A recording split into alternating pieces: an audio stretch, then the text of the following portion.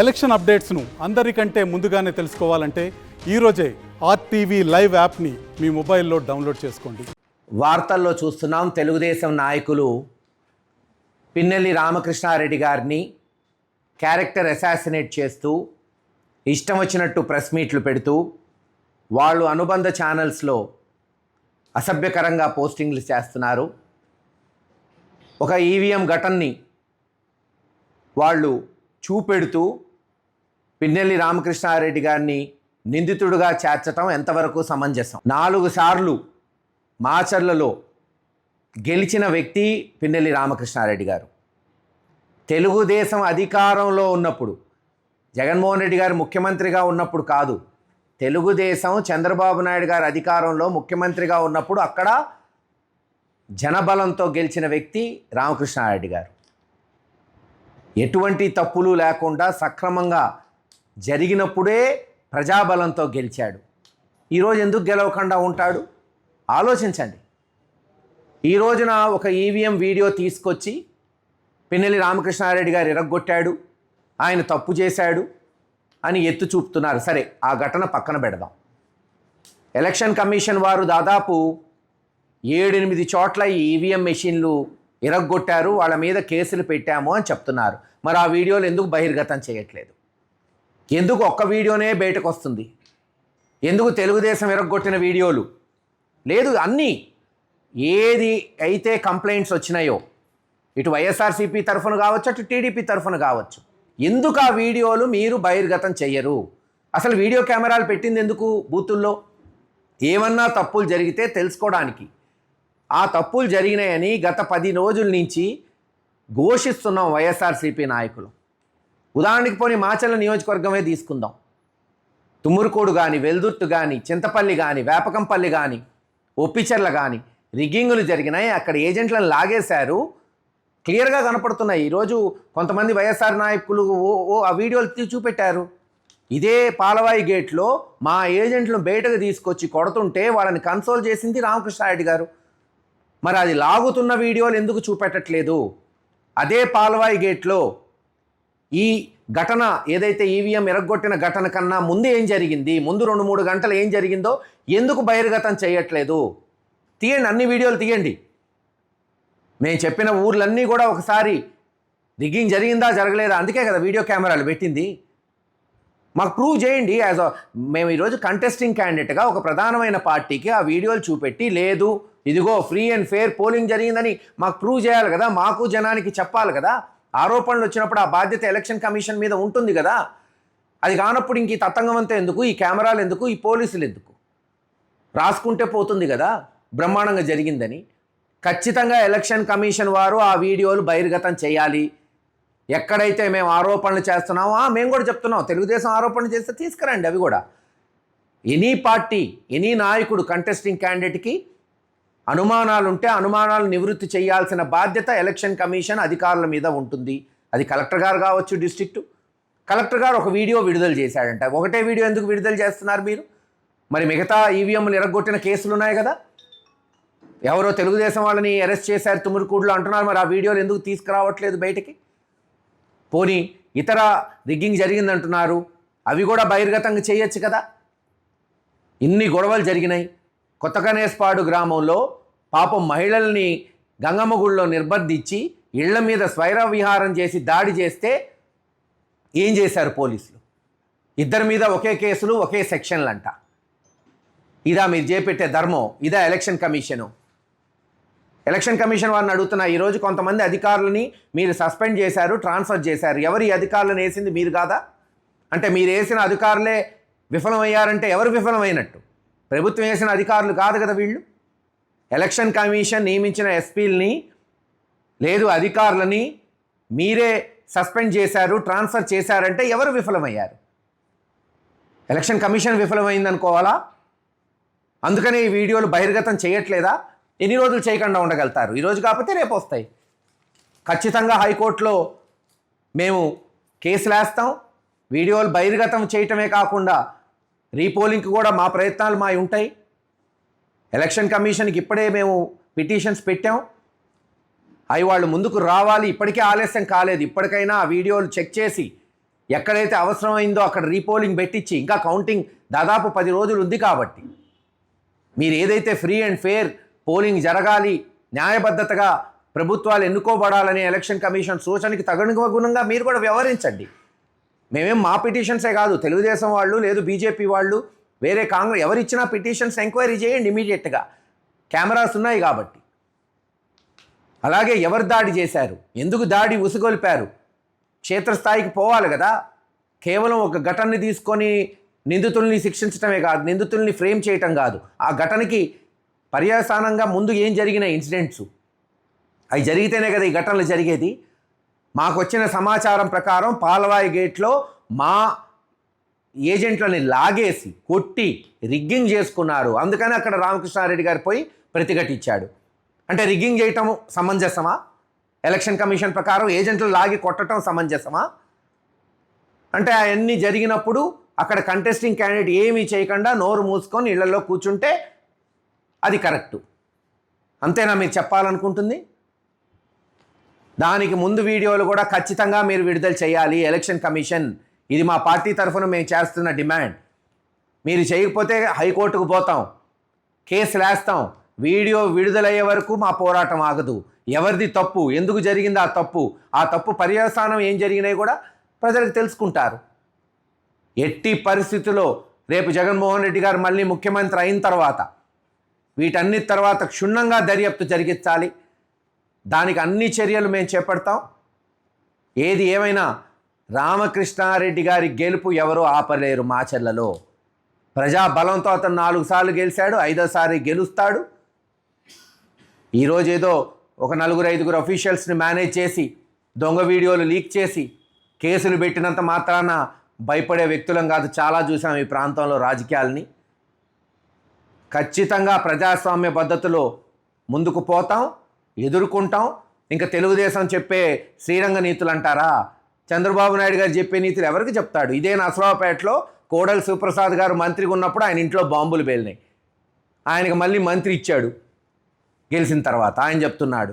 ఇంతెందుకు మాచర్లలో ఇదే బ్రహ్మారెడ్డి గారు 7 మర్డర్లు వాళ్ళ బంధువుల్ని చేయలేదా? దాంట్లో ఫ్రేమ్ చేసింది తెలుగుదేశం ప్రభుత్వం కాదా? ఆ రోజున్న తెలుగుదేశం ముఖ్యమంత్రిగా ఉన్న చంద్రబాబు నాయుడు గారు ఏవనగా బ్రహ్మారెడ్డిని పెట్టి నిరూపించలే? ఆ రోజు ముందుకు పోలేదా? మళ్ళీ ఈరోజు అతన్నే తెచ్చి క్యాండిడేట్గా పెట్టారు. ఈరోజు అల్లర్లకు కారణం ఇవే కదా. మీరు ఫ్రాక్షన్ నడుపుతూ, మీరు గొడవలు సృష్టిస్తూ, అక్కసుతో కుళ్ళుతో.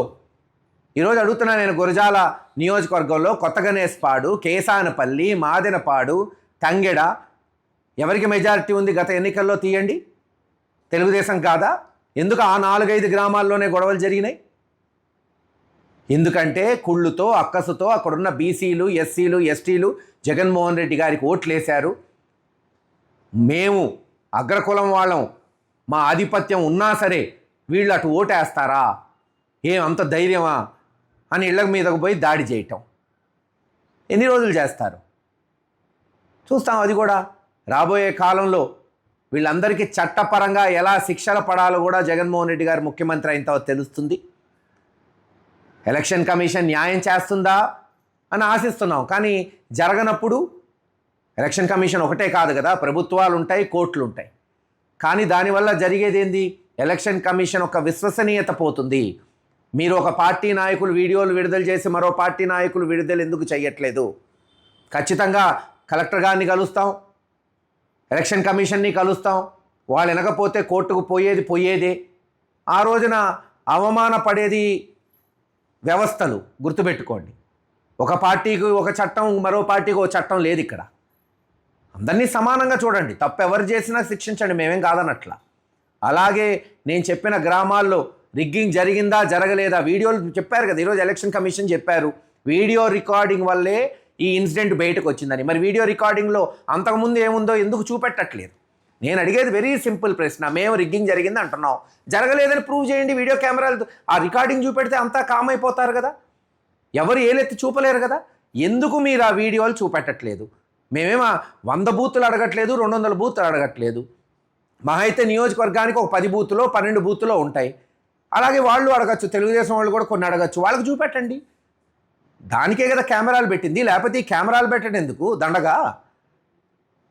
ఎవరు అడిగినా, ఏ క్యాండిడేట్ అడిగినా ఇదిగో ఫేర్గా జరిగింది, ఇదిగో కెమెరాలో నువ్వు చూసుకో, చూసి నోట్లు మూయిపిచ్చేయండి అందరివి.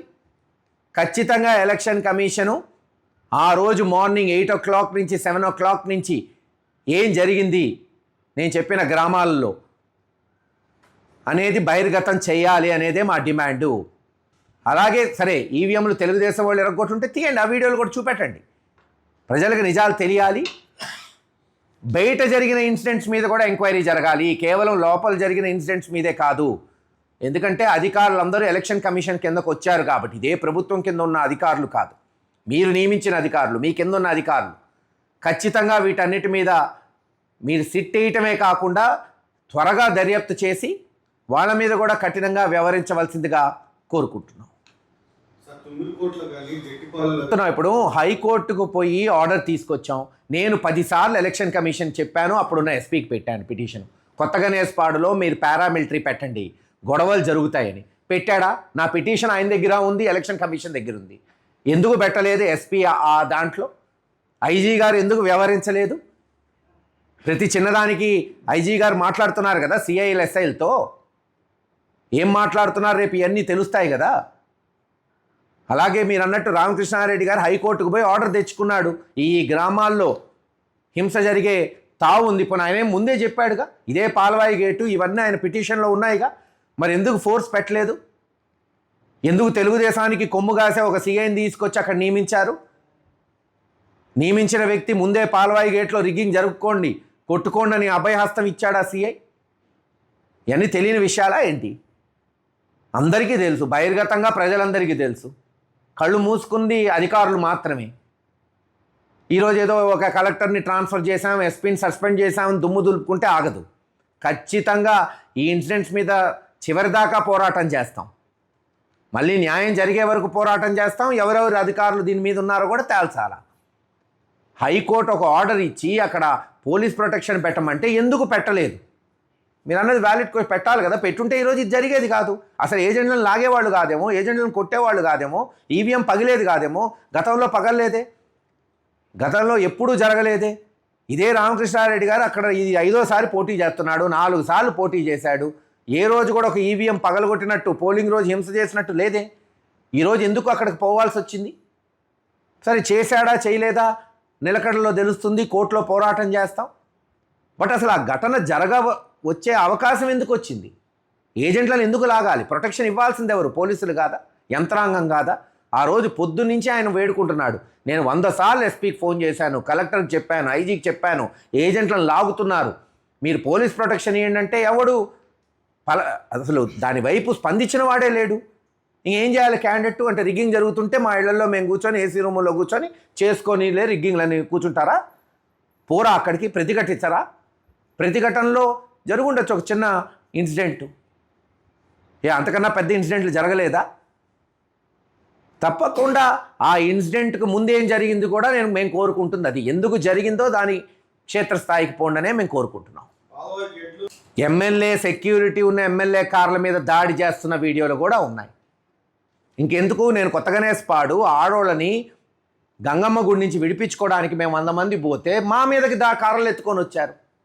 ఏం చేస్తుంది పోలీసు? ఓకే మేము కూడా రెడీ, డి అంటే డి అన్నాం, బయటకు వచ్చాం, అది వేరే విషయం. గొడవ జరగలేదు, లక్కీ సద్దుమణిగింది. జరుగుంటే మరి పోలీసు కదా ఆడవాళ్ళని తీసుకెళ్ళి 20 గంటలు పాపం బీసీలు యాదవరాజులకు చెందిన ఆడవాళ్ళు గంగమ్మ గుడిలో 13వ తేదీ 6 గంటల నుంచి 14వ తేదీ 2 గంటల మధ్యాహ్నం వరకు టాయిలెట్లు పోకుండా, నీళ్లు లేకుండా, తిండి లేకుండా ఉంటే ఏం చేశారు? అది ఎలక్షన్ కమిషన్ బాధ్యత కాదా? ఖచ్చితంగా ఎలక్షన్ కమిషన్ వీటికి సమాధానం చెప్పాలి. చెప్పలేము అంటే వైఫల్యం చెందినట్టే. ఒక వారం రోజుల వరకు అడుగు వస్తున్నాడా, బెయిల్ కేసాడా, కోర్టులో ప్రతిఘటిస్తాడా, టైం చెప్పిద్ది. కానీ ఎవరి వర్షన్ వాళ్ళు పారిపోయాడని రాసుకుంటే రాసుకొని, ఇదే నిజం కాదు కదా. పోలీసులు చెప్పాలి ఏమైంది అనేది. భయపడేవాడేం కాదు రామకృష్ణారెడ్డి. కేసులు ఏమైనా కొత్త? తెలుగుదేశం టైంలో అక్రమంగా అన్యాయంగా మర్డర్ కేసులు పెట్టలేదా? అవన్నీ నిలబడే కదా మళ్ళీ గెలిచింది 2019లో. ఖచ్చితంగా మా యొక్క రైటు, ఒకవేళ ఏమన్నా కేసు మా మీద బుక్ చేస్తే మేము కోర్టుకు పోతాం, ఫైట్ చేస్తాం, దొంగ కేసులు పెడితే ప్రతిఘటిస్తాం. ఇన్ని రోజులు ఎందుకు అరెస్ట్ చేయలేదు? మరి ఇన్ని రోజులు ఆ వీడియోలు ఎందుకు రాలేదు? పిన్నెల్లి రామకృష్ణారెడ్డితో పాటు వాళ్ళకి చూపెట్టాలని ఏమన్నా ఇదా? అటు కూడా ఒకరిని అరెస్ట్ చేస్తే ఇది అన్నట్ట. ఆ వీడియోలు ఎందుకు బహిర్గతం చేయట్లేదు? అవి కూడా చేయండి, తప్పేముంది. ఒక వీడియోనే కలెక్టరు బహిర్గతం చేస్తాడా? కలెక్టర్గా చేసుంటే నాకు తెలియదు ఎవరు చేశారు. ఈ వీడియో ఎలా బయటకు వచ్చింది? ఎలక్షన్ కమిషన్ ఇవ్వందే బయటకి రాదు. మీడియాకి ఇచ్చినప్పుడు అన్నీ ఇవ్వండి. ఇదిగో వీళ్ళు చేశారు మీరు అన్నట్టు అనేక మంది మీద కేసు ఉంది కదా, అన్నీ చేయండి. అలాగే ఆ ఇన్సిడెంట్ జరగడానికి ముందు జరిగిన ఇన్సిడెంట్స్ని కూడా అవి కూడా వివరించండి జనానికి. ఏజెంట్లను లాగలేదా? పోలింగ్ బూత్లో ఉన్న కెమెరాలు చూపెట్టమంటున్నాం. It's are right. అందుకే మేము డిమాండ్ చేస్తున్నాం. యాజ్ అ ప్రిన్సిపల్ పెద్ద అపోజిషన్ పార్టీ వాళ్ళు అడగచ్చు, యాజ్ అ రూలింగ్ పార్టీ మేము కూడా అడుగుతున్నాం ఈ రోజున. Are we are candidates now.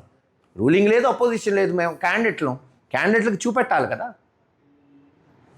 So ఖచ్చితంగా ఎలక్షన్ కమిషన్ అన్ని వీడియోలు బహిర్గతం చేయాలి. మేము చెప్పిన గ్రామాల్లో రిగ్గింగ్ జరిగిందని మేము ఆరోపిస్తున్నాం. జరగలేదని ప్రూవ్ చేయండి. 7 గంటల నుంచి 4 గంటల వరకు 5 గంటల వరకు ఏం జరిగిందో అది చూపెట్టమంటున్నాం. అంతే మా డిమాండ్. మరిన్ని వీడియోస్ కోసం ఛానల్ ని సబ్స్క్రైబ్ చేయండి. లేటెస్ట్ అప్డేట్స్ కోసం వాట్సాప్ ఛానల్ ని ఫాలో చేయండి. అండ్ లింక్ డిస్క్రిప్షన్ లో ఉంది.